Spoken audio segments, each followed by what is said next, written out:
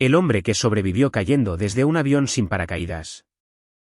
¿Te imaginas caer de un avión sin paracaídas y seguir con vida? Vesna Vulović, una azafata serbia, cayó desde más de 10,000 metros de altura cuando su avión explotó en pleno vuelo. Milagrosamente, su cuerpo cayó sobre nieve y ramas, lo que amortiguó el impacto. Estuvo en coma, pero vivió. Los médicos no podían creerlo. Rompió múltiples huesos, pero con el tiempo, volvió a caminar. Su historia quedó en el récord Guinness como la caída más alta sin paracaídas sobrevivida. ¿Tú podrías contarlo?